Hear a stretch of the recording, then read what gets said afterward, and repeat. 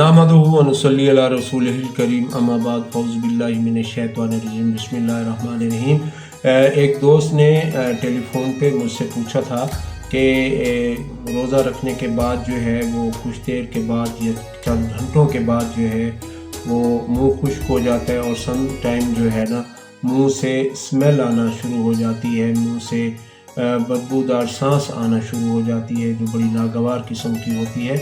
तो ये हो जाया करता है, बहुत सारे लोगों में हो जाया करता है। इसकी ख़ास वजह जो है वो मैदे की ख़राबी होती है और दूसरी बड़ी वजह जो होती है वो दांतों की अच्छे तरह से सफाई का ना करना होता है और तीसरी वजह होती है पानी का कम इस्तेमाल। रोज़े के साथ पानी का इस्तेमाल तो मतरूक हो जाता है, हम पानी नहीं पी सकते। तो जब पानी की कमी होती है तो फिर भी मुंह से स्मेल आना शुरू हो जाती है।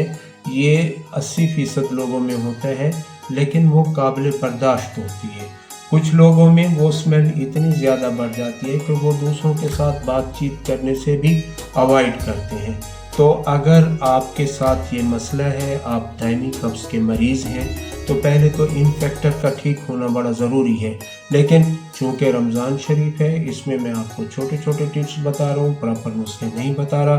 तो अगर आपके साथ ये इशू है तो आपने सहरी के बाद सहरी बंद होने से पहले 1 टीस्पून के बराबर सौंफ चबा लेने हैं और अच्छे से ब्रश भी करना है या मिसवाक करना है। अगर आप नीम का मिसवाक करें तो लाजवाब चीज़ है इस मसले के लिए। पानी का इस्तेमाल आप ज़्यादा करें और खाने के बाद जो है आपने थोड़ा सा चहलकदमी कर लेनी है।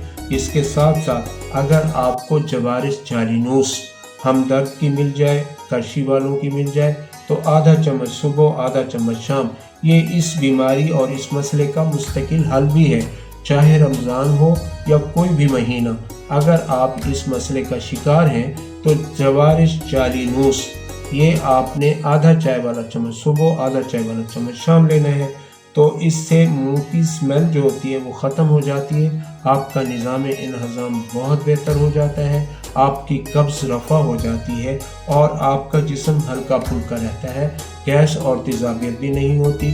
तो बड़ा मुख्तसर सा नुस्खा है, घर पे भी नहीं बनाना पड़ता और किसी मुआलिज के पास जाने की तो बिल्कुल ज़रूरत नहीं है। अगर आपको वीडियो अच्छी लगी हो तो इसको लाइक कर दें, सब्सक्राइब कर दें, अपने दोस्तों के साथ इसको शेयर करें।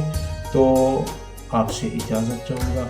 वमा अलैना इल्लल बलागुल मुबीन।